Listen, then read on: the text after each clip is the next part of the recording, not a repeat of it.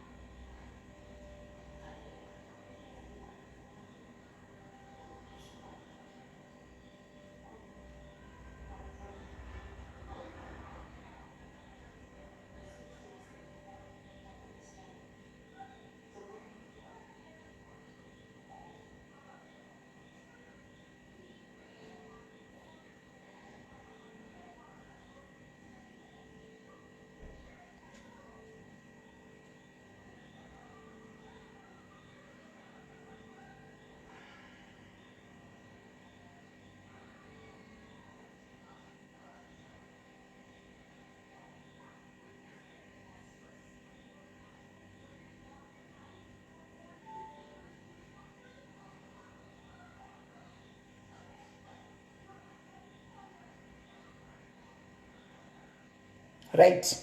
Tadzoka guys, chingodedzai vamwe vanga vari pano vadzoke ndifonere mama titange nyaya because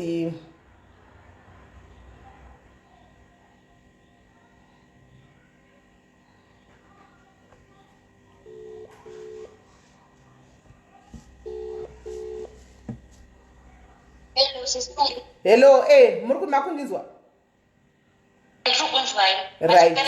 Tasikira masikira sei awa tinogamuchirai pachirongwa chezivara nhasi ndichiti imi ngatisanganei pano muchitiudzawo kuti imi ndimi ani muri kupi zvakare chii chakuchitai pano inyaya yechi chakaitika pamwana toda kunyatsonzwa kwamuri. Maita nyaya nematires inini kutotangawo kutsanangura zvinhu zvinonga zvakaitika paruzhinji saka zvimweni munonga muchiita sei chindiregerera kuti munonga muchinozwisisa munondiita ndoita sei ndopindura. Inini ndinonzi Whitney, ndinogara muLimpopo, kumusha ndinobva kwaMutare. Saka zvakaitika inini ndinoshanda kunoku kwandinoshandira, ndinoshanda kunoku pane imweni hotel, ndokwandinoshandira hangu, ndatova nenguva yakati rebei panapa ndichishanda almost 6 to 7 years.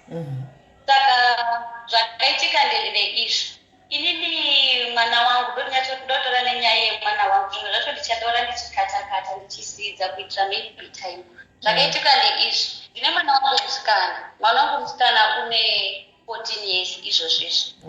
Mai wangu wakataika aine 3 years. Mwana wangu akatanga kugara nababa wangu nemukadzi wavo. Mukadzi wavo wavakarora izvezvizvi mainini wangu. Dai vanga vamusikana anotishandira.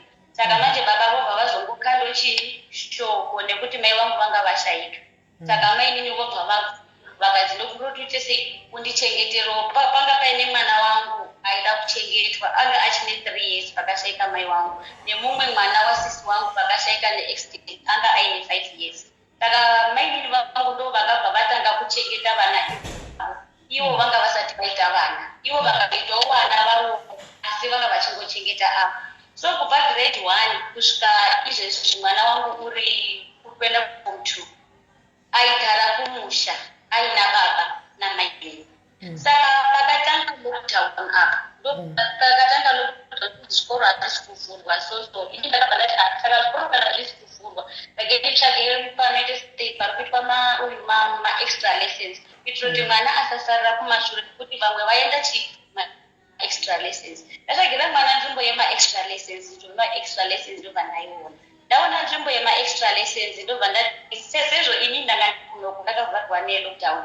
Ndobva ndaudza sisi wangu ndikati asisi wangu sezvo muri ukoko ndine mari yangu iri kwaMutare ndakatengesa kitchen unit 150 weeks. Saka ndaikumbirawo kuti muende monditorero chii mwana wangu kumusha kuna baba kukocha mumuendese kupi paMutare kuna muroora wangu migration aende kupi kuma-extra lesson andakamutsvagira paMutare. And then sisi wangu vakabva vaenda kotora mwana, vatora mwana havana kumusiya kuya paMutare, vakabva vati mwana ndakupfuurira naye kuya kupi naye kuPulawayo sezvo aine nguva yakareba asingaonani nevamwe vake hanzvadzi dzake. Ndikati asi maipabva kutanga manditangurira musati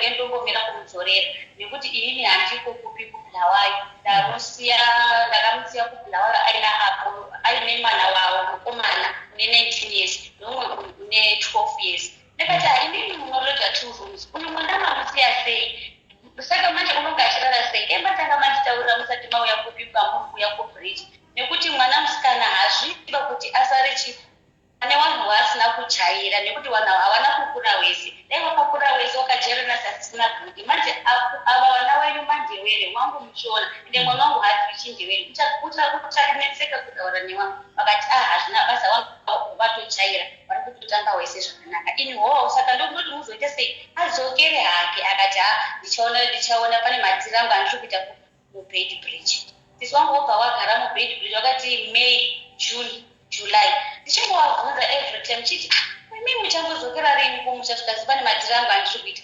muchadzokera rini kumusha pane madziri angu andiri kuita inini mwoyo wangu wairwadza kuti mwana wangu ndakada kuti auya ari kuko nekuti uri kune vanhu vasina kujaira plus language chechitu inini kuti ndibude ndikuye kurwisi Sis Melly inini ndiri munhu wekuti ndinotya nezvandaiona pamafacebook vamwe vakadzi vachirepa rwakaenda neti kana rwakune varume wavo vamwe kana kutobayiwa nemapanga saka ndakaona kuti ndiende nekurwisi asi ndakamboenda nekurwisi because pandakauya munomu ndakabva ndaiti angu laki ndikawana permit yemunomu dzaipo dzakati dzema5 zvizatingowana chizopidaramana saka manje sisi wangu ndakabva ndakati saka inini kana muchikuenda ndana kuenda ndichicontributa kutenga chikafu nekubhadhara rent nekuti ndandakona kuti ndokune mwana nekuti waingoti mwana hakusina chikafu chikotizamo nechikafu inini dzimwe nguva ndaenda kupatengeswa chikafu kutenga chikafu saka mazuva ano panomira magonyeti akawanda anonga achienda vanonga vachiuya vachitengera vanhu vari kuzimbabwe zvinhu sezvo vanhu vakawanda vachikokwanisa kurosi ndokutavesa zvinhu zvaipachimataki zvoenda saka ndakabva ndazovati inini ndatinda chini foni iyi ndaisa live rangu rekuzimbabwe kuti ndikwanise kutora nemwana nekuti each and every time pandinofona ndichifonera mwana wenyu mukomana dzimwe nguva haandipinduri dzimwe nguva kana akadera foni unoti handiko ndikamubvunza kuti kumba kwacho unonga uripo zvenguwai then iye anonga ati ndichazokuudzai kana ndiri kana ndiriko and then akati aiwa rekeitipe mwana foni ndovari mufoni muye mwana akaisa foni kuti zvinyatsorakidza kuti ndezvemwana wangu zvirakidzire ndakatora foni iyaya ndakatenga yesamsung ndikatora nemapads ndakatenga mapaketi 3 emapads ndobva ndaisa neperfume dzechikadzi dzakazi playgirl dzedze ndobva ndasunga ndobva ndanyora zita rake ndobva ndaisa nestarterpack yandakarisa museuti mutishu ndobva ndariseretepa ndobva ndaita seitobva zvaenda kudaro pakapera 2 days zuva rechipiri ndikati asezvo zvinhu zvakasvika wai mwana wangu foni yacho futi handisichitaura ndichifonera foni yangu yekuzimbabwe haisi kuita iwo akati aiwa ini ndatofona izvozvizvi ndatobvototaura naye mwana wako wati zvinhu wakazviona ende uri kutofara ndikati saka inini kana mabva kufona izvozvizvi mukataura naye palaini rangu rekuzimbabwe wai ini ndichimufonera foni yake isingaiti akati pamweni ndeukokoko ndikati pamweni ifoni yangu andoshandisa MTN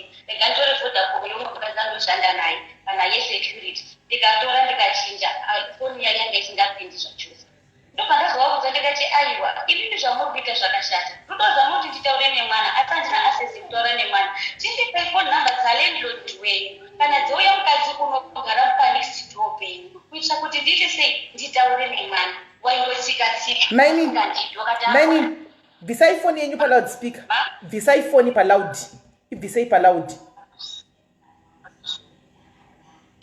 ya aingotsika-tsika atsika-tsika kudaro kuti zvinhu izvazvi hazvina kunaka zvinhu izvi hazvina kujeka ndipo pandakati aiwa zvinhu izvi ini ndiri kuzviona zvisina kujeka inini pandiri kutora ofu iyi ndakuenda kokumbira muruku wangu andinyorere tsamba andinyorera tsamba ndokwanisa hangu kumbure nepabhodha kuti ndimboshingirira nditore 100 yesi yandinayo kuruka ndiende kotora mwana wangu kubhulawayo ndimudzosere pamutare pamakamutora nekuti ini handikwanisiba kuti ndigare ndisingatori nemwana wangu nekuti kuna baba chako chakukumusha ndinofona everyday nekuti kuti vanoshandisa foni yewhatsapp inini ndinoshanda pane wifi ndizonga vakati aiwa kana zvakadaro sezvo inini nditori kunoku regai nditi kudini ndiende kodini kuti anguye ipapapo vanga wabva mubridge wanga waenda kubva kwangu handisi madhira wangu kuti ndonga ndichiita madhiri ndokuenza zvinhu zvangu bhodha rekumozambique ndikati okay saka manje ndobva ndazova wafonera ndikati way forward ndeipi zvikazi mwana wako uri kukwidzwa nemumwe mwana wangu une 14 une 13 years wari kuya wari wawiri ndikati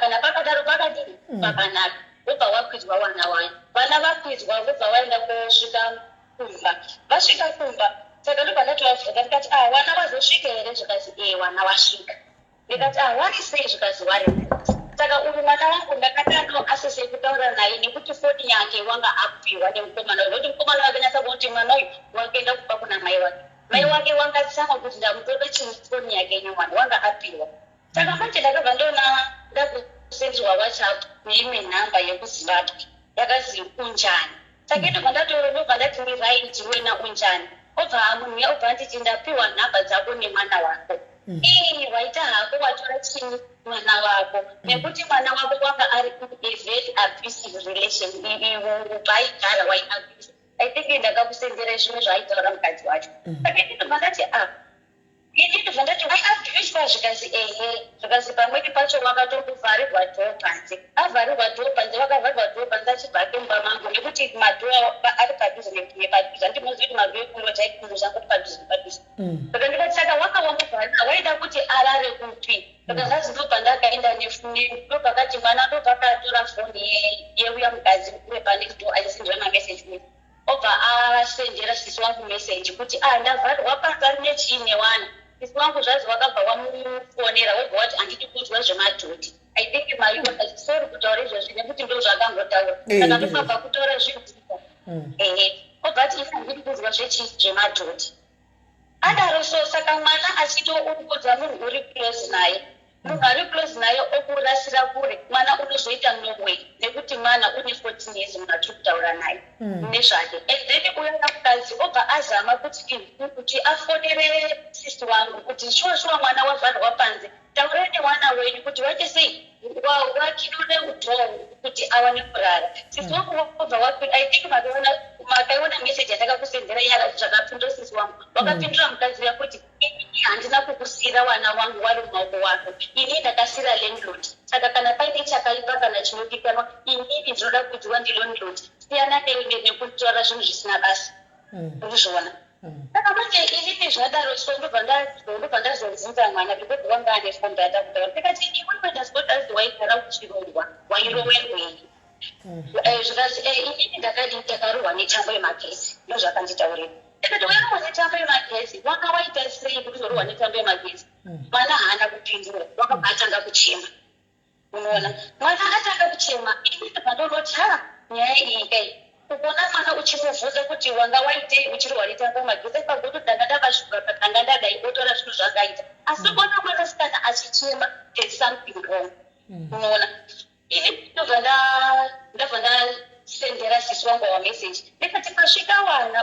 wari sei zvikazi wari right ndikati ndinobvunza mwana wangu kuti airoverwa chii netambo yemagezi nemwana wenyu mukuru mwana uri kutanga kuchema izvezvizvi uri kumbochemei sisi wangu akati ini handizvizivi zvewana inini handiti sei handizvipindiri saka ndobva ndaenda kune mukadzi uya kune uyu mukadzi next door akati iwe nyatsombonditaurira zvaifamba sei mukadzi wedu pakasendera mameseji ese yandakakusendera nechinzewedi achiti waita hakuwatora mwana wako nekuti mwana wako waiabhusa achiabhusa kudaro mwana wako kana agutaura each and every time waingotaura nekuchema obva andozoti mwana wako kubvunze zvakanaka saka ndobva ndaenda ndobva ndafonera murora wangu ndodandonoti sisi wangu hawana basa nezvinhu zviri kuitika pane kurora murora wangu yati kurora ndokupa kuti mwana uri kuya kubva papo mubvunze kuti inini pairohwa netambo yemagezi wairohwerwei saka murora obva abvunza mwana obva ataura kuti inini pekutanga ndakadaizwa kuzi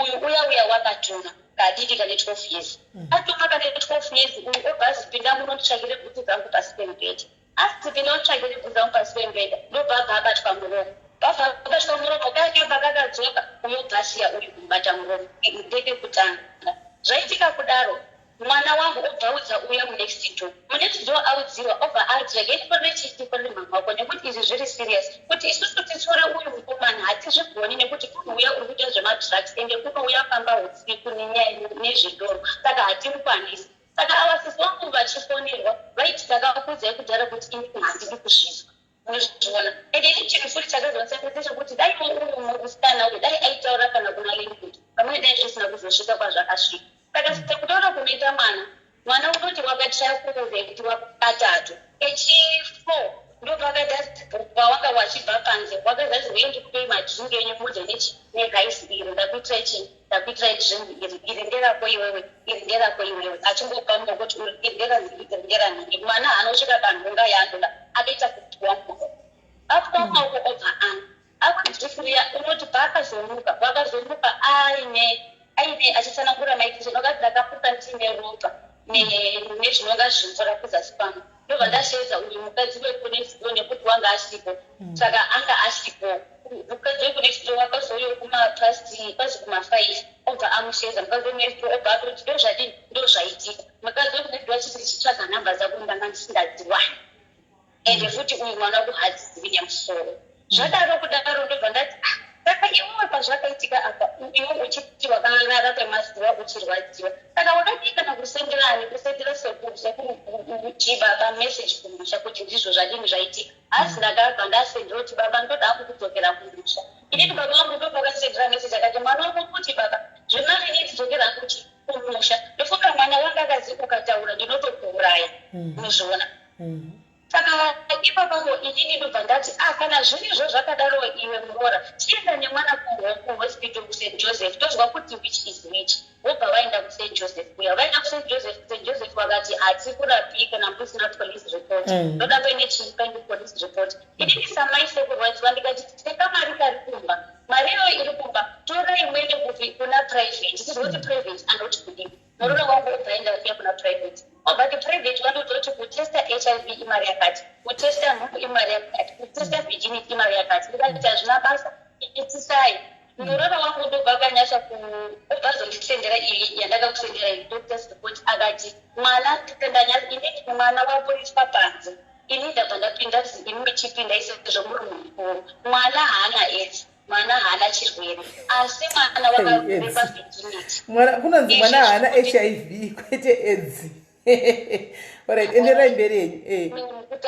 mwana haana hiv mwana haana nhungu asi mwana wakabrepa virginity yake unozviona saka mati ava wobva waita sei wobva vatobva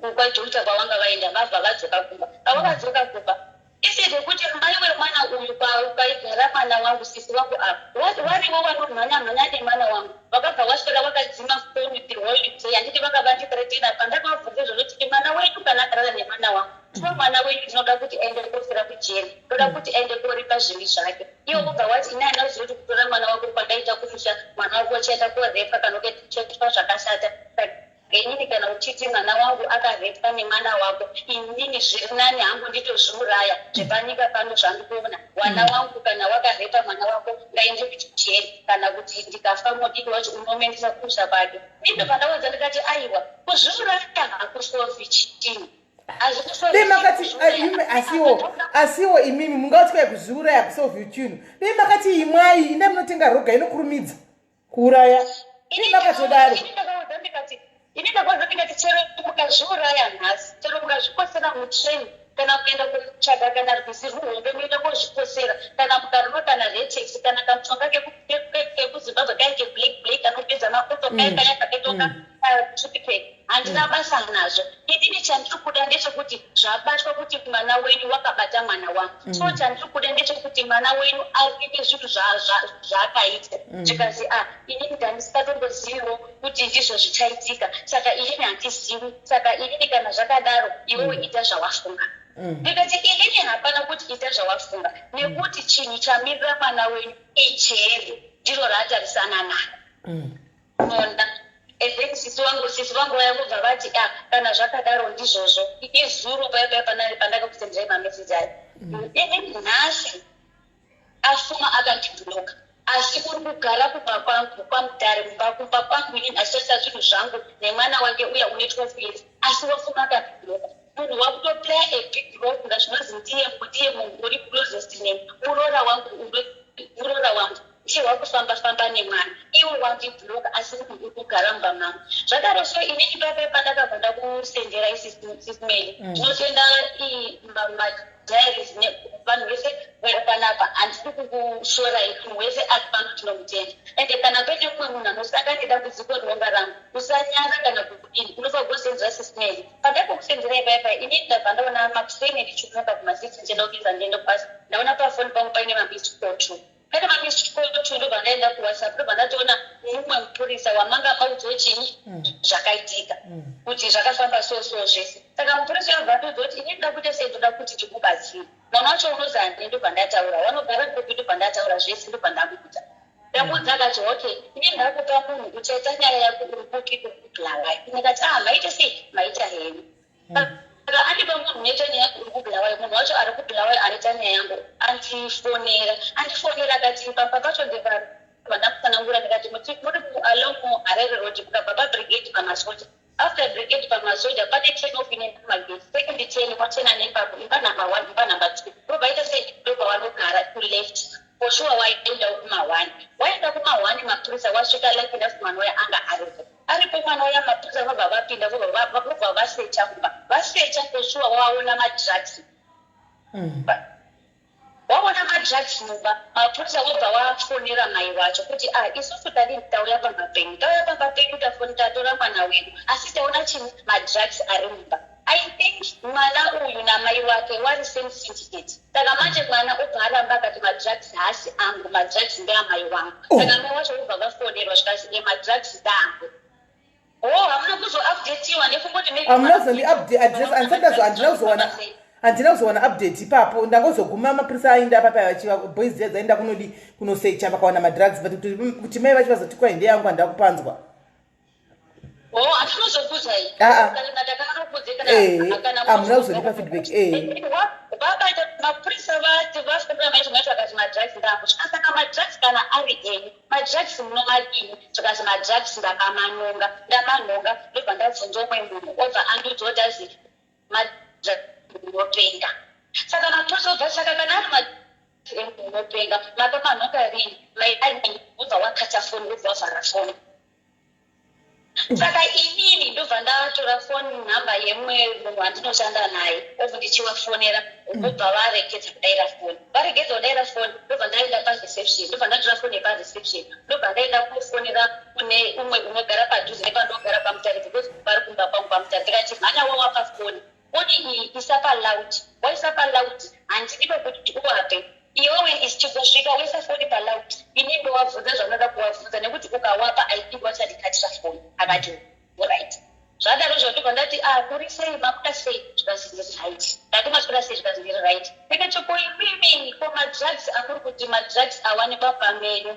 awanikwa aine mwana wenyu imimi mati ndeyenyu ndeyechini zvikazi ndakudataura wani mapurisa ako haana kukuudzasi kuti ndati madrugs ndeangu ndakamanhonga ndikabva ndaudziwa nomwe munhu kuti panzi ndemunhu unopenga ndikati saka ndikanaanga udzinonzi ndemunhu unopenga imimi maimati madrugs at first maimanhongerei uchimungango kapurisi murodi usingazivi kuti rinoshandei kana ungangononga chiti usingazivi murodi usingazivi kuti chinoshandei maimanhongerei zvikasi handiti watondisungisa kare here saka uri kudei no aiwa sisi venyu varikuda kukublackmailai kuti madrugs haasi avo ndiye mwana wavo but varikuda kuti ive vakati madrugs ndeyangu imimi manje semunhu muchazoti akusungisa sisi hazviiti mubva mauti drawer ndo chigame chavarikuda kuita hazvidaro ipapapo hatidaro Sis Melly inini chinhu chandiri kuona mwana I think andizoda kusendera here audio kuti mwana uyu wasisi wangu kune 19 years vanobuya kugara kubedbridge mune vamwe sisi vangu vanogara bedbridge agara bedbridge akaonekwa akarara nemwana wepanext door akatisa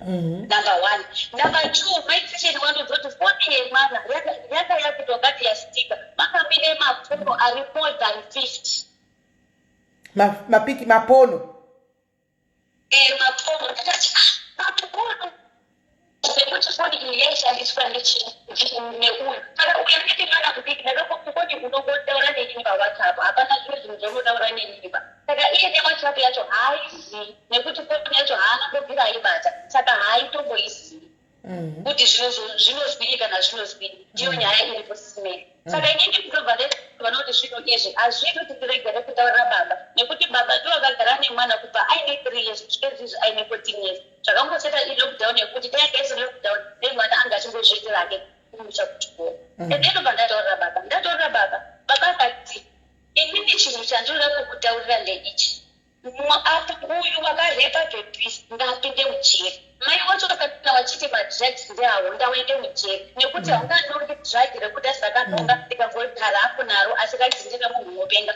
wairikini wese wari tu ngawaite sei ndawaende kujeri. Saka imweni hanzvadzi yangu vanotaura kuti hanzvadzi yangu iri kudhepeni afana hanzvadzi yangu iri kudhepeni ndobva ndamuudza zvese zviri kuitika.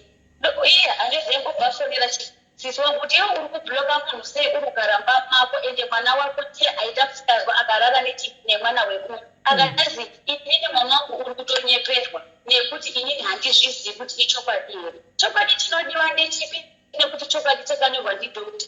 Chimwe chokwadi chinodiwa ndechipi apa? Saka sisava ndisisi mwana wamai venyu nababa venyu here kana kuti makasiyana madzibaba kana kuti makasiyana madzimai? Ndiyo first born yemumba medu. Mwana wekutanga wemumba medu une 41 years. Inini ndine 32, iye une 41. Pakati pedu pane 2. Kuenda vaita mwoyo wakaipa udaro. Ane murume? Ndizvo zvaitika izvozvo. Murume wake zvakaitika murume wake akaroorwa nemugewede. Aroorwa nemugewede. Murume wacho obva aita accident. Murume aita accident obva akuguka muoko. Kubva pakaita murume wake accident anga asingachagarisani nemurume zvakanaka. Obva atiza murume, obva agoenda kuhospani. Murume kusvika pakurwara kusvika pakufa akatiza murume. Ndizvo zvakaitika izvozvo. Saka agara munhu asina hake kumira zvakanaka. Munhu asina kumira zvakanaka nekuti dai anga akamira zvakanaka waifabva kuzvitsisa pandiri Sisimeli nekuti zuro wakatanga kufonera kusedza mukadzi wewe munext door kuti iwewe ndiwe waputsa nyaya dzese. Dai wanga usiwe wakasondera kunina wangu zvinhu izvi dai pasina kana chiro dai waisendera nemaaudio uchimuudzwa kuti waitoenda nemwana kumaprofita kuti maprofita pamweni kungono maprofita anokona kudaidzwa kuti mai wacho wauye nekuti mwana waigara achichema everyday. I think makabona pakanyorwa nawe ehlala ekhala everyday wanga asikakwanisi kutaura asingacheni. Saka uyu mukadzi ukati regezido kuti maprofita nemwana uri pakuti mwana uyu akabasirwa mai wake paopetiwe kutoro kuti asikuwo mwana auye kutora mwana. I think message yacho zvese ndakakusenderai ezvezvo zvekuti mupepa aiti mwana achiti ndikurwara dumbu rangu riri kuzodai banga abva kurepiwa. Uyu akabva azoti after 1 week akaenda kotenga pregnancy test akaenda naye kutaura pregnancy test ikati negative. I think makazwa bodi yacho achirekota akandozoti zviri right nekuti watora chii mwana wako ende mwana wako waigara chitikozotsitsa kibongoi kumusha kunotamburwa of which wana kana wari wana amufaniri kutukana muchidhara. Ndizvo zvakaitika. And then inini pandakandozoonawo kuti sisi wangu wari wrong ende wari wrong 100%. 1 wairamba kundipa phone number dzemanext door nedzalandlord. 2 wakonoti mwana achibva kumusha anga akasimba. Izvi zvipakabva kurikukudokudlawa I think mafotos makamaona mwana wanga aonda zvekuti munoita kuti kana ukatoisa mvura unomwa nekuti inotojenga. Mazamaya adonha kuti zvekuti kungati mwana une 14 years azvike unonga uchitonyeka. Saka sisi wako sekunhu mukuru waifabva kutanga wabvunza kuti uri kumusha waitosimba uri kutauni kureziwe majambo okoti nemapoextra tengotengawo nekuti unongotenga mari kunodziwana pano dzematipi dzakawandisa. Dai akazvunza mwana hawana kuzvunza mwana chero kuti taura ikini mai wacho hawana kuzvunza. Vanhu wese I think mamessage ese maona vanhu wese varikuzoti ende mwana wako waslima ende mwana waslima waifabva kuzvunza mwana kuti mwana waslima kudai chii chakaitika. Dai wanga wari mai vanhu kana why does ndaitora mwana wako semwana wangu zvinhu izvi dai ndisina kuzvizwa kune munhu wemunext door dai ndakazvizwa nawo. Ndiwo wangadai vakatonditaura kuti mwana wako vati apo wakamudai nekuti izvezvizvi ukamubvunza kuti iwe mwana wangu iwe pawakaitwa ipapapo wakatora chinhu chako here zvinoitwa zviya nevanhu vakuru akati ine zvinoitwa nevanhu vakuru vacho kunyadzizvizvi. Unoona saka mwana waisirwa drug mwana akamwa drug mwana orarwa naye mwana akamwa drug mwana orarwa naye. Ndiyo nyaya iyi ndiyo nyaya yakaitika.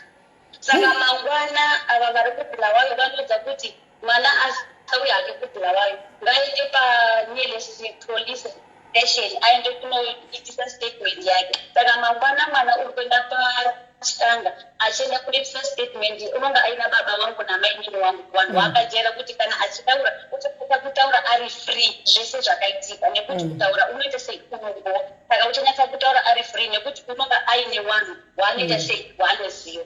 Ende izvezvizvi futi nhasi ndabva nhasi nezikupa nhasi nezigrupu akatanganyaganyaka ese ndakabva ndakoti mwana wangu sezvosisi wangu watigaramba nawo ndakabva ndakusitopa kuti handisi kuda kuti ugare kupi kubva ukokoko ndekupora kuti kumbogara kumurora wangu. Saka kumurora wangu ndobari izvezvizvi kusvika iwo wabva mumba mangu waenda ndipo pandichatanga kuti mwana adzokere kumba agare nekurora ndozvichaitika. Because hapana zvandingaita handizivi kuti wanonga wachifungei kune mwana nekuti doctors report yakatonyora kuti mwana wakabviswa virginity iye wachibvunzwa nevanhu vanoti inini handizvizivi saka handizivi kuti zvinorevei. Aiwa kana mwana akarepiwa mangwana achanotaura kumapurisa ende kana ataura kumapurisa zvekesi iriko then zvobva zvitangira ipapo voexplaina kuti mwana izo akazomuka makuseni akazara ropa bhurugwa asina chii chakaitika zvakafambasa ende wesi chekutanga vakatora mwana wenyuyu musingazvizivi mukazoudzwa mwana atoenda mukatovabvunza kuti kosei watora mwana iwo haugariko unogara chimotuta madhiri ako osiya muturumzi wakusiya mwana vana vako vakomana nemwana wangu musikana saka vacharara sei akakupindura kuti don't worry I'll take care ndazvigadzisa saka zvese zvezvozvo zvokuti zvinova kuti mutaure chii kumapurisa but anyway we want to say well done for standing up even though she's your sister. We know kuti it's hard kazhinji panenge pane makezi ekuti vane munhu one panonetsa nenge wakoti in between hama inenge chikublackmaila kana hama dzinenge unatokublackmaila kuti hamungasungisani ngatisolvei mumba andiona ndipo ndisisina bhudhika varara vese apa ndibhudhi varara sisi handisi masvona saka inyatsobuda zvakanaka family kazhinji dzimwe dzoti ngatigare mameeting pasi zvisabude pachina kunyara vanhu but vana vakuvadzana handimaona so maita zvakanaka stereki kuti rega I'll take a stand if it means kuti mwana uyo abatwa ine mhosva sisi ava muri kucheka ukama kacheka yenyu ukama because mwana wako ari important cheka yenyu ukama handisi kuda kukunyepera sisi inotorata vanhu vese vakateerera izvezvi vari kunzwa nyaya iyi chero mwana warepwa ndibaba wake kana ndibhudhi wake kana ndiani wake munhu warepa munhu ngaende kujeri kurepa munhu unonga wadistroya future yemunhu wadistroya future yemunhu munhu ngaende kujere kana munhu watongorepe chete ngaende kujere hapana zvokuswera tichitaurirana munhu ngaende kujere hapana inini baba chaipo ndakataurira baba akati dai ndangatakuona mwana wandakagara naye mwana unoda chechi uyu mwana uyu asi ini ndakatoabvunza ndikati chokochonokamborise ndikazi mwana uyu makuseni akamuka unochatsvaira chiwanzi ndo basa rake akapedza kutsvaira chiwanzi unowesa moto apedza kuwesa moto unotora zvipe zviwana zvababa vangu oenda kotamba nazvo mamhusa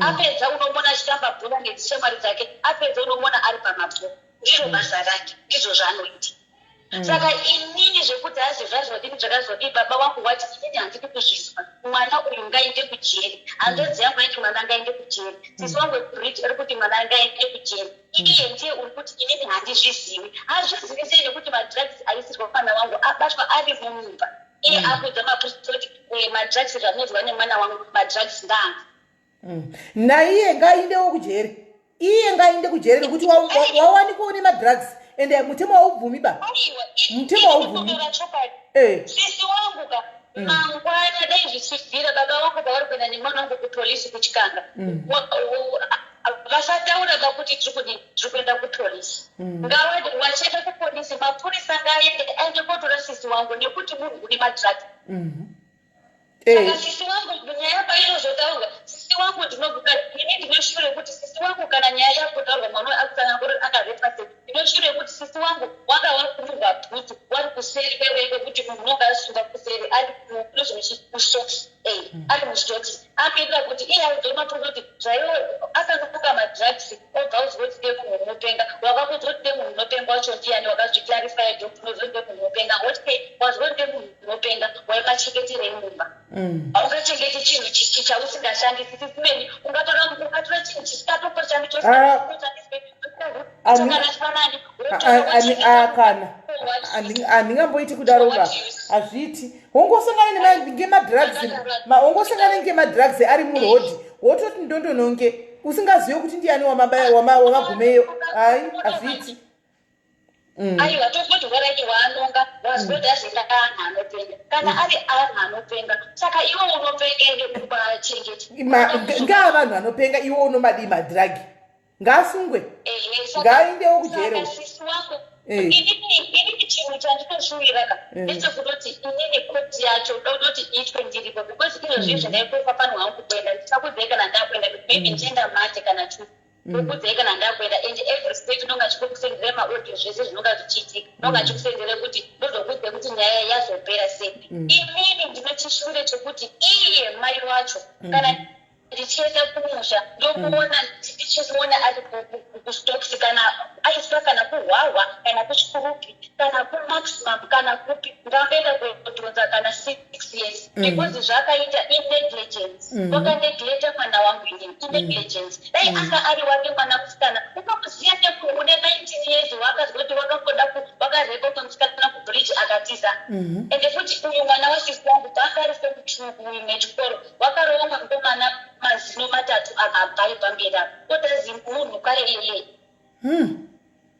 unotori neproblemu utori ngeproblemu utori munhu uya wekuti munhu uya asori henyu kana ndichida kutora zvinhu zvakaiwa taurai zviri pamwoyo penyu taurai zviri pamwoyo penyu isu vamwe tiri kutotaura nevanhu vakasiyana siyana toda kutodzidza malanguage ose inini ndoda kutoita multilingual kuti ndoda kudzidza musi ndopinda mumamutare handinongwe kuti ndobve masvingo totongotaura ndinoda kukwana ndoda kutaura malanguage ose ndinodzidza so zvangu ndichiteerera kudai budisai zviri pamwoyo penyu murikona sisipedi murikona vanhu vanozi mandewele vanhu vane culture yechindewele vanhu mandewele vane kaculture kakada kufanana nekevanhu vemuno marapist vazhinji vacho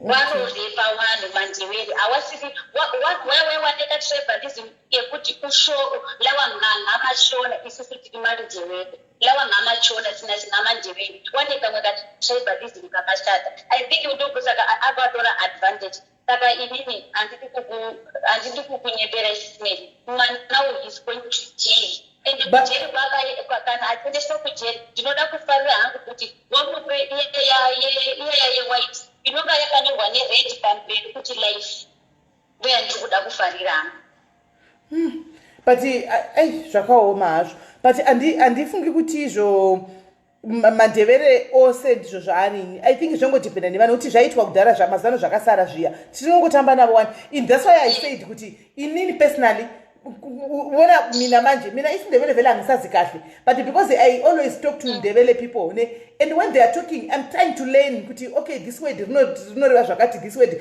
and in the process kanosara chiseka but ndavhuna but ndatochitaura zvokuti handinyewi ndiripo so we talk navo we interact navo hangu vakawanda vacho handione I don't know kana maybe generation iri kusumuka iri kudikiwo iyi but the maturity vakunyatsonzwisisa kuti no we are one people and that's why us isusu chaicho isu mashongo rainu kuti takashoreka we now speak so many languages yo maona kuti datozama kutaura chimanyika chenyu chichikuitira ramangwana ndapindawo kuna nabocha mutare uko ndo ndichitongochitaurawo ndiriko the same applies nendebele I also try by all means kuti ngikulume nami ngizame ngibone ukuthi vele ngikhona lapho vele nyangena ngiyakwana vele ngiyangenyisa lapho vele wayibona so imini munogara kule sina motora venta anditi chiventa munochigona kana patachera zvemaventa apa ndinotochinyora munochinyora ndimaona zvakanaka kakudzidza mamwe malanguages zvakanaka kudzidza mamwe malanguages manje uyamba chivenda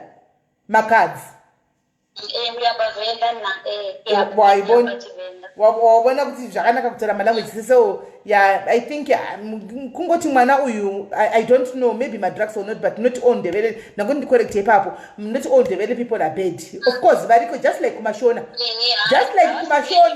just like unoziva kuti people they tend to say kuti vanhu vanobva kuna chipinge mutarebo chandoyenyu handiti kune uchinzi kune kuchinzi vanhu vanobva kusedhorora mutare chipinge bocha kokoko vanoroya kune munhu anotori nementality iyoyo kuti munhu akangonzwa muchitaura language yenyu ikonzi varoi kune mishonga isidoko inobva but you might find kuti kuzere vafundisi kuzere vamwe vanhu vasingatoroi vasingazodzikana mushonga but vachigara ikoko hani maona kuna mwana ntori nepfungwa dzakatokwana variko kuya kuya so havasi vandevele sei then kweta kumashona kwedu kwatinobva iko kumasvingo ikoko kunze rine mhondi dzakawanda dzakauraya vanhu kumasvingo ko dzakauraya vanhu senye dzavapinda muno South Africa muno vanouraya vachiita sei but mushona saka zvezvongoenderana nemunhu zvazviyo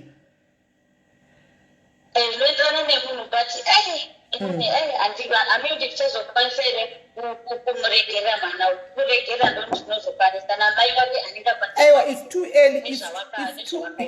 too early iko zvino kuti munhingirire muti kwai kuregerera it's too early because it's too fresh remember zvinhu zvichangoitika izvinhu zvamuchango muchiri pahondo kamuzi kuti nyaya inopera sei nasisi venyu muchiri pahondo ani maona aiwa guys kola ndini ndavakumbirira ruregerero kola ndini ndavagadza kuti devele speaking people havakuvava mucomment section hanzi stereotyping hanzi muri kureva tese hayi vateki kuti nyatolisa nyarivhesa amagama wako vhele kumele sorini vanhu nyatela sorini vatu sorini nyatela ndosaka ndamukumbirira regerero inini ndosaka ndamuudza kuti aiwa not all anyway ndamukumbirira regerero guys let's hope kuti munhu ari kurwadziwawo and now she start to think kuti vanhu vese ndo zvavari because remember zvaitika kumwana wake zvaitwa nendevele somebody animaona saka angofunga kuti vana vese but that's not the case anyway but I apologize I can see kuti mamuregerera yenyu so my answer apology accepted. Thank you very much Lindsay, thank you.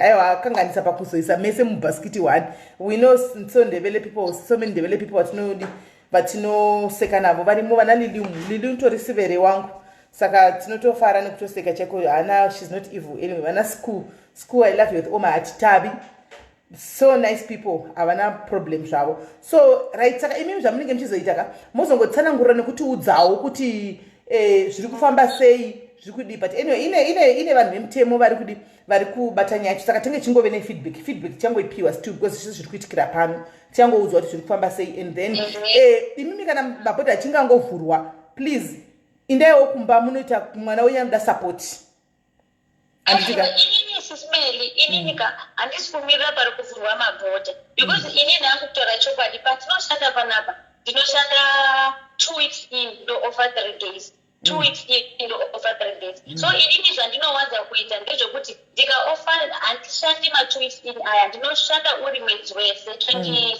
days ndashanda 26 days ndashanda 24 days ndashanda 24 days dzangu panokwana 24 days dzangu ndotora muruku kuti ini madays angu nda kumatora ka1 ari 6 because kwandinoenda ndinoenda kumhiri kwaLimpopo ndasiyana nevamwe vandoshanda navo vanoenda 10 rand kulocation ini ndinoenda kumhiri kwaLimpopo ende ndinoti ndikapinda mhazi ndoenda nemabhazi aina suku ndosvika mangwana acho saka kuti ndikaenda for 3 days zvinonga zvisingaiti ini usually kumusha handipedze kana 2 months tisina kuenda kumusha chero ibvi ndikakupeika mukataura nababa wangu kana mukataura nekurora wangu handipedze kana 2 months tisina kuenda kumusha because ndiri padhuze 1 chechi2 ndine access yekuti ndiende kumusha nekuti kamari kandinowana ari nani kuti kakapana pa20 rand kusvika kubhodha ndakabva kubhodha kuenda kumusha ndakasiya ari ma200 rand kafuichi kuenda kumusha ndikudzoka ndikaisa 500 rand inokwana saka kuenda kumusha ndinoenda handisitoburi munhu yonoregedza kuenda kumusha ndinoenda zvisingatomboita apa handisi kumirira mabhodha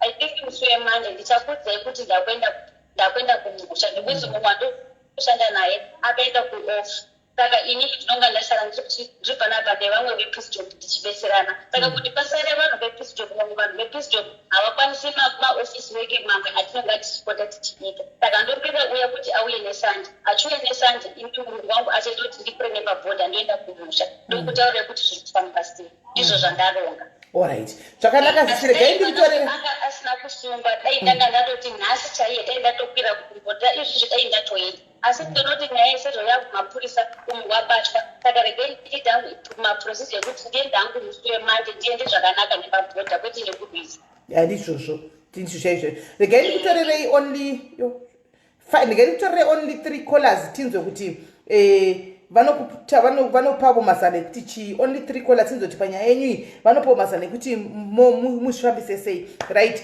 guys, namba yedu munoiziva 0710101701 handika vari kuda kufona vachitaurawo nani nemunin'ina wedu kuti vamupewo mazana panyaya iyi yemwana kana kumusimbisawo kana kumupawo mashoko enyaradzo panyaya yemwana akabatwa chibharo uchu handitika.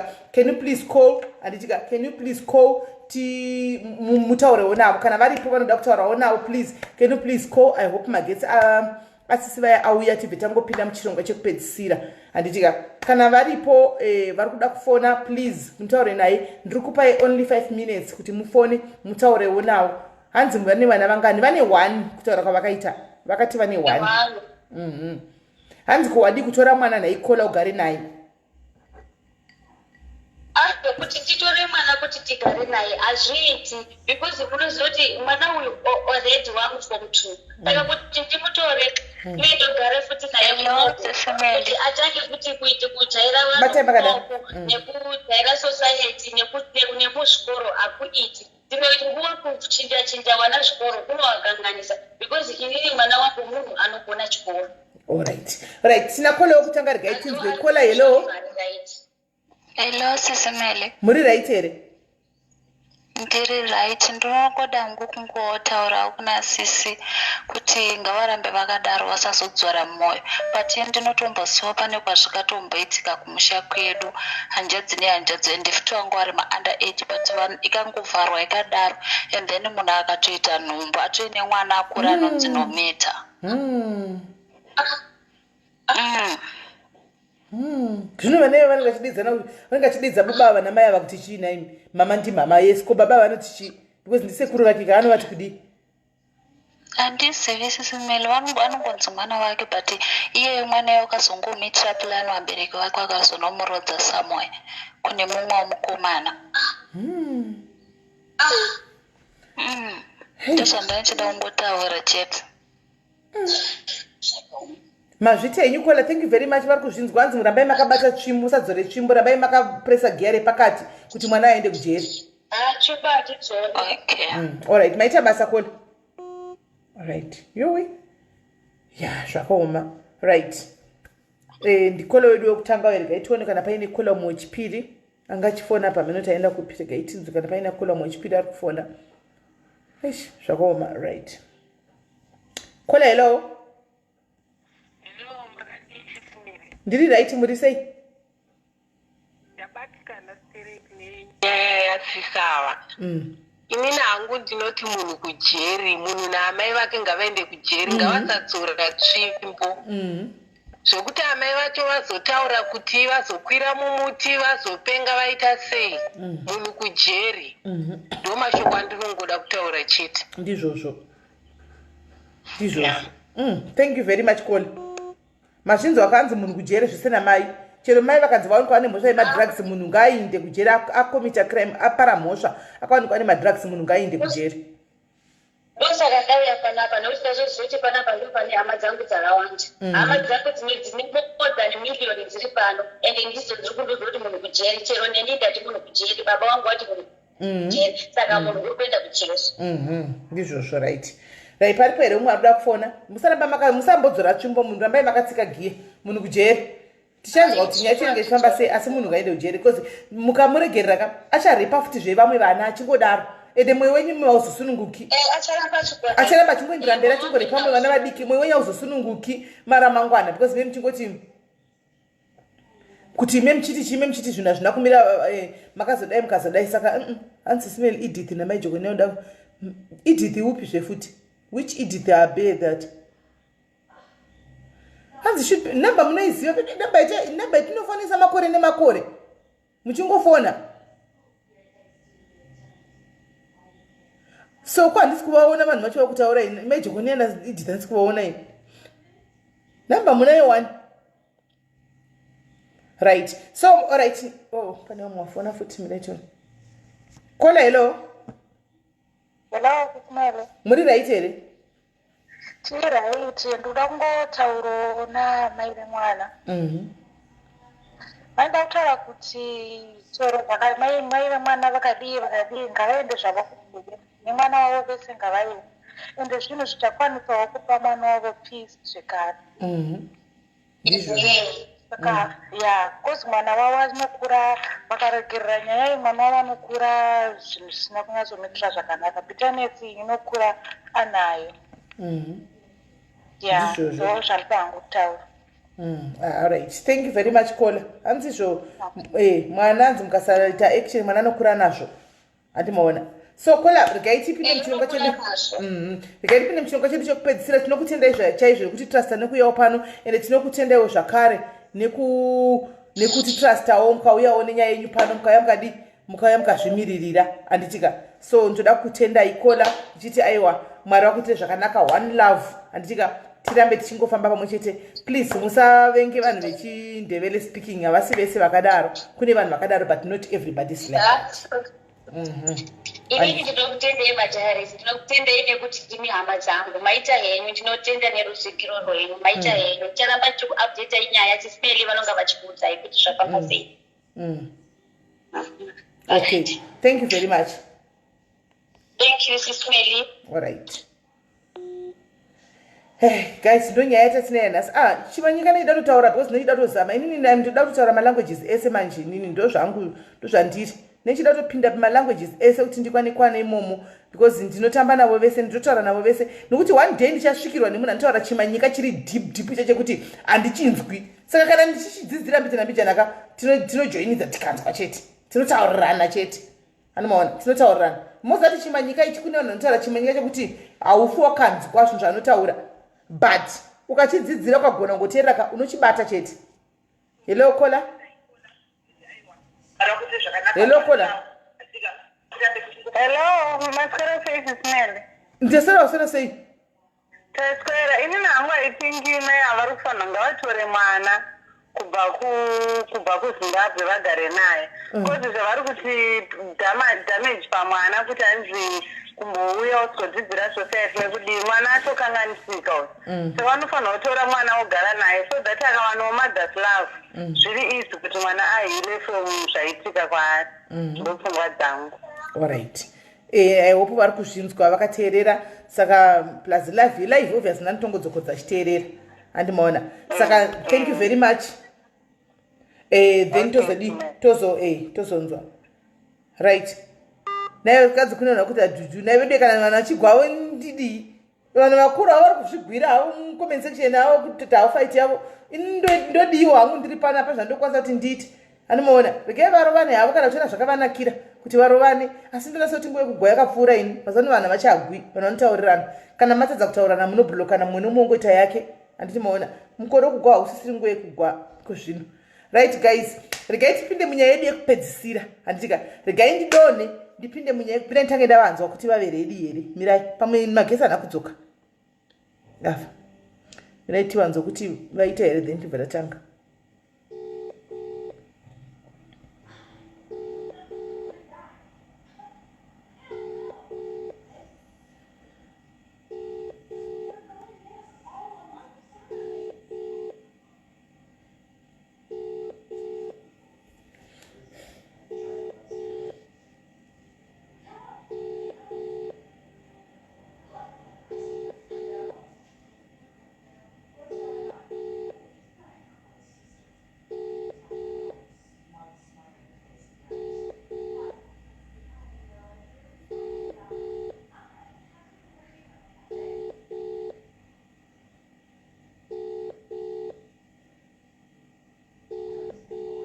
Okay, ani muri kunzwa. Saka probably ningikira ina kudzoka. Mina nditeke wafanira direct.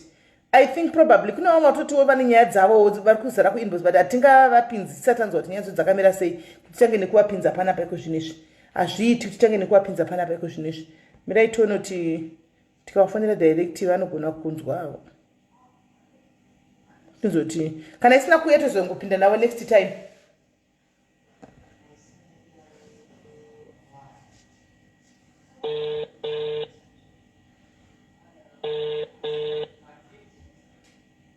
Hello. Hello. Au here magetsi. Hasati. Manje saka zvina ndikati because nyaya yakareba iya ndikashandisa ATM kanopera ka ATM aka fast.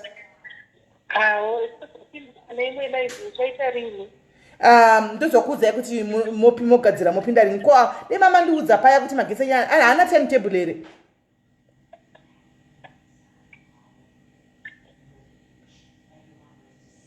Yele? Hamuna timetable. Network yakutonetsa. Iri kutotiza kana iye amazita alright, don't worry, tozotaura mangwana tinona magetsi anenge auya here tozogona kuzoijoinidza pane yemandi. Alright, thanks. Right guys, maona zvikuitika panapa magetsi ava haana kuuya. Ndekupi kune load shedding kudaro? Ndekupiko kune load shedding? Right guys, ndo nyaya yatanga tinayo dzatanga nadzo nhasi. Unfortunately iri kunetsa iyi inoda vanhu vanoziva shona. Ini ndaitadza hangu iyi yachara yanga chifungwa kuuyako zvino ndaitadza ndevana vechidiki vakanga vakanyengana vakafa pakafa zvonetsa. Nyaya chinonetsa zvinoda vanhu vanyazoziva kuti shona zvi zvinoitika zvofamba sei hameno. Pakafa here mumwe paaccident, pafa mumwe paaccident, pakaita sei vakaramwa chitunha kumapurisa, vakaramwa chitunha vakapedzisira vaviga mumusha mavo munhu uya wasina rudzini. Nyaya dzongoa ishona hameno zvinongoitika mukati mekurarama. Nyaya dzacho dzinotinetsei handimaona. Saka muchazozvinzwira ndichatraya kuti chagende tichoita navo hanzi soul searching. Soul searching nhasi ndakandichisa mapost chete. Vamwe vanga mapost anandichisa nhasi varume vaya vachitorespondawo ndichitova manhamba. Ndataura soul searching yekuti alive yekuti muuye palive tinoita ka2 pamwedzi every fortnight. But mafridays mamwe ega ega ndokanda ari mapost chete varume nevakadzi. Mumapost imomo mukatoita munhu atofarirawo post mwe mukadzi zvanga zvichiitika nhasi, inotora namba yauyu ndopa uyu, inotora namba yauyu ndopa ushu, ndozongomirira kudaidzwa kumuchato. Anomaona ndozongomirira kudaidzwa kumuchato. Saka ndozvandandichita nhasi. Ndandichokana mapost ave vanhu varoda kudana Fridays. Ndine mukadzi ane makore akati ndine mukadzi ane makore akati anomaona. Then uyo tindokumbirawo uyo Sis Melly uyo akanda post uyo ane makore ayo ndokumbirawo ndine makore akati ndoenda kumukadzi ndoti mudzari kune vari kuda uku anditika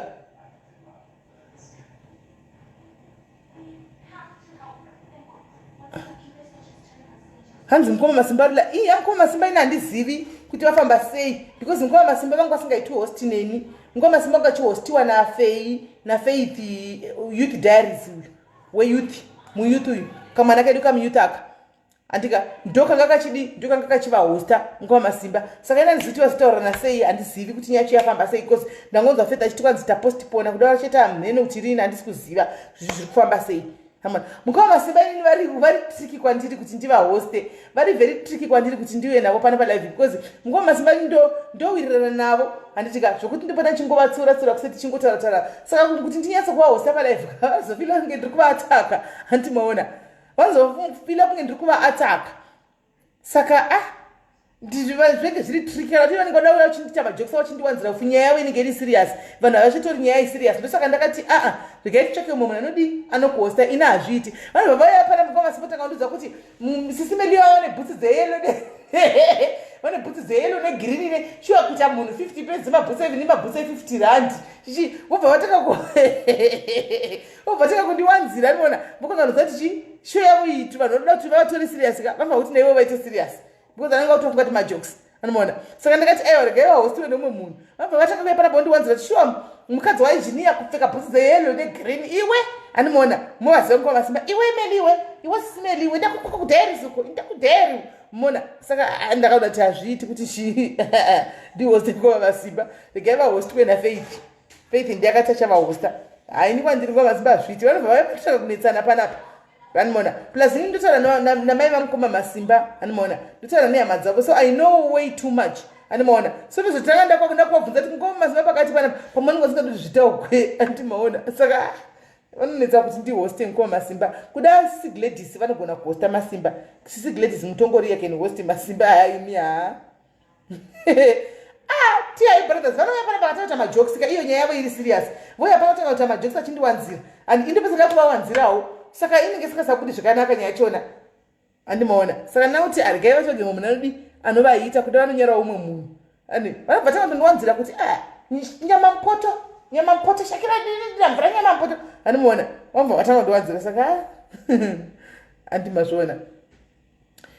Aunt's Faith, I don't think vanovagona, but she volunteered and they spoke. Vakataurirana vakawirirana kuti anokwanisa kuti vadi avahoste. Saka ndofunga anogona. Kana zvazorambisisa kuti Faith maybe ataura zvinhu zvina anakubvunza anovhura open lines ka. Imi modi mofona mchimti tibvunzira mubvunzo wakati achibvunza.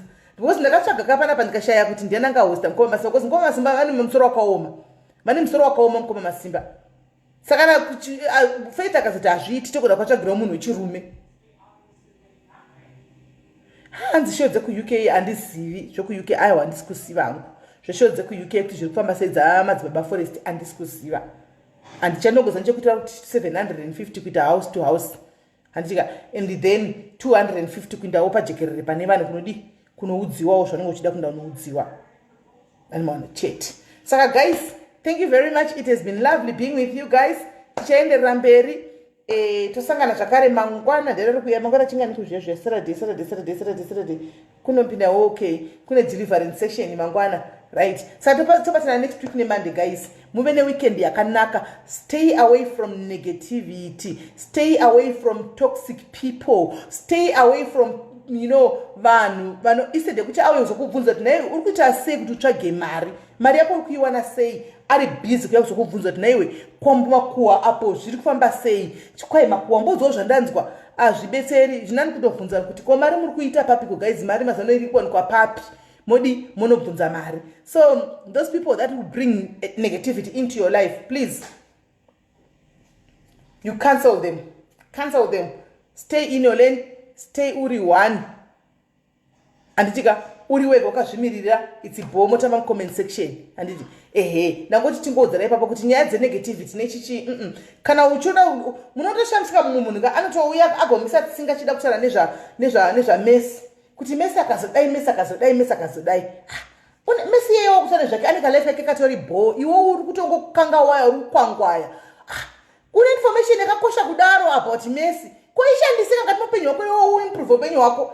Use that important information that you have zvarutsvaga izvo about Messi uimprove your life iwewe andimaona. So unofunga kuti munhu ka vamwe vanhu kafungwa dzedu dziri kumasure hazvisi kuenderana anditi. So isusu titori tsvagai mari guys. Mari ndo ndangotsvagwa.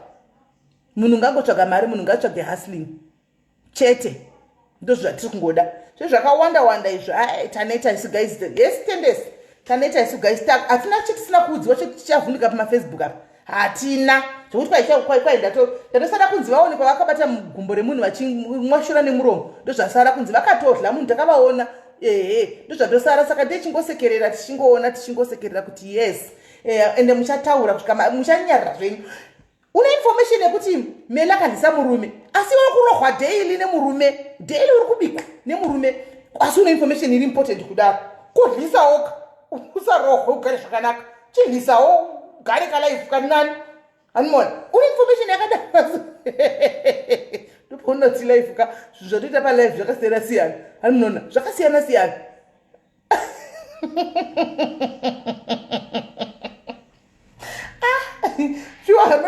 zvinomira mushe. Une information yakakosha Sis Melly wakataura murume munhu une that information yakakosha kudaro handiti asi uri kumira murodhi muchihura uchichinjasa varume asi une information yakakosha kudaro ishandise kaurege kuenda kutonogwa ishanda uri murodhi pamakona mustreet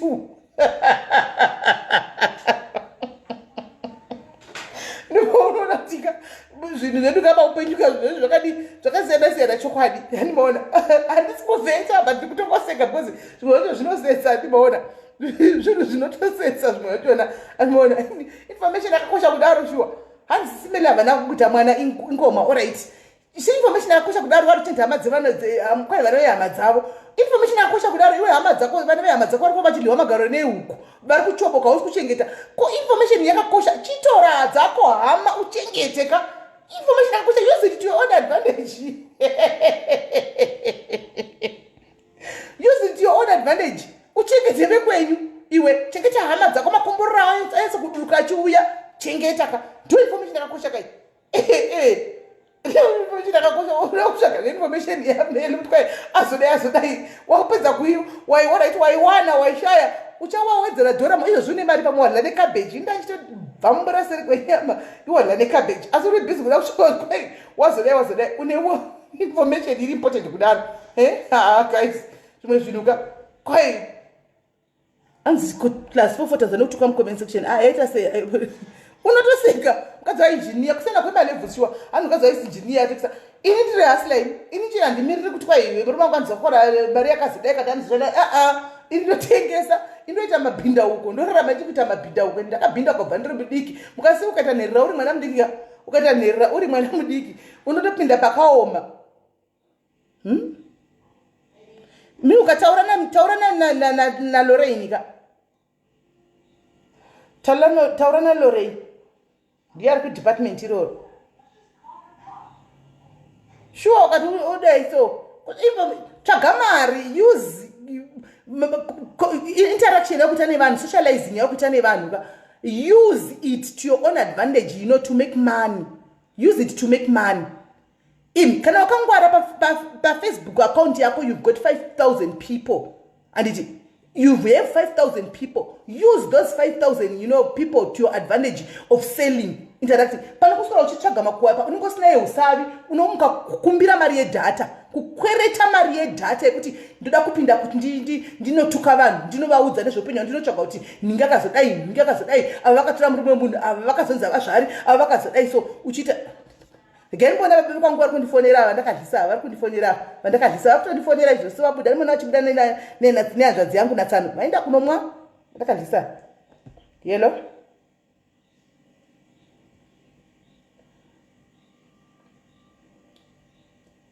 hauna kana mningi godo rakawandisa muvanhu bvunza kuti mune muri kuzviita sei get closer to people who are making money vanhu vari kuona kuti vane potential vari kuita mari ndanotsvaga mazano ndai muri kuita sei guys muri kuita seiwo toda kupindawo mugame system nguda kusura uchitsvaga kuti kwai Lorraine avata nani Sis Melly akavata nani akazoita sei akazodi ukazviwana wodi wazviwana waraiti ndakavata neitwe hello and yadzima ndichitosumudza andinoi ndidrive ndiye kuusiku uno iwe nyaya kumbopfeka kuchinja kudidi alright ndouya mai manje ndipe 10 minutes sharp okay guys ndakuinza ini guys mona ndakamirigwa kwai Huyai kuno timboita night out nanzvadzi yangu nemurume wangu kwai Huyai kunoku mutimboita madrinks ndikutozvimwira stoni yangu istoni hani maona sure encouragement is right nditoda chokwadi ndakutoinda ini ndakutogadzira pana tinopfeka ndakutoinda ndotonosira ndasitova kana na 1 2 zvedu tichifara tiri koko hani maona so guys maghosti zvese takaita isu hakuna munhu asina history hakuna munhu asina past uri kuviga zvako mubhutsu unokuti auzikamwe woda kuviga unoda kuti ndiye kuzotaura zvekuti kwai ini ndikazodai kuna do we owe any explanation of our lives to anybody takasangana pafacebook ngatichezve pafacebook chete come ask kuti muri kuita mari sei muri kudii anyway mukutoita zatema rounds katidai auna ndere kukumbira kuti uye palife asi uri busy kubheshana nemunhu akuita kalife kake ari kutengesa matombo ake ari kutengesa masweets ake achiita mari yake asingakukwereti asingakukumbiri anything but uri kuuya uchitotukana nemunhu akadaro ukutukana nemunhu unoti akatogara ake patori right handiti patori atori haana problem aritori comfortable nekalife kaanako iwewo utori nestress dzekuti usiku hauvati asi kuseni ufuma chichandikandirawo dhora rekuti uye pafacebook andida kunda unonyora nyaya dzagloria kana kutaura zvani makuhwa andakahwa agloria makuhwa andakanzwa agloria funny part of it zvinondabvisa nezvekuti all those people who speaks rubbish and evil about other people they come in form of ghost accounts. Okay, why can you not come straight as you are? Face me one on one. Problem which can they so guys. Some people tend to think kuti simply because ahudairwe uri ghost account you are not being answered kudiga hands tukuchikiwa. Very well mkagoza ti Facebook iphone akuna mnanochikiwa, but people choose to be mature. People they don't want kuti vango zvirerutsa nekungozvita Facebook takutoziva kuti you can use this Facebook to make deals, to hustling nayo then you won't be having any problem nomwe munhu hauiti problem nomwe munhu aiwa ndangoti tauri ndakuinda kefu haiwawo kuno kwanitongofamba isi kuno kuti vanhu vanongofamba takungofamba saka guys happy weekend mopinda weekend varai negativity and focus on your hustle itai zveasili yenyu ndo zviri important ini ukaona une dhiri rako rinogona kuti tiite mariwo please usativharira panze uyawo kwandiri unditi ndine kadhiri kangu Sis Melly tipinde mudhiri izvo zviri kutoita dhiri rangu nachedza mavhangira kuamerica uko Sasha mira ndikupe nachedza mavhangira toita dhiri redu so nachedza mavhangira ratonipinza mumari kuamerica kokoko chete kana tikasangovharana chete zvedu zviri kutofamba handimaona ndakamutaura nechedza mavhangira I spoke to ye ndikamuti chedza my sister you know what this Facebook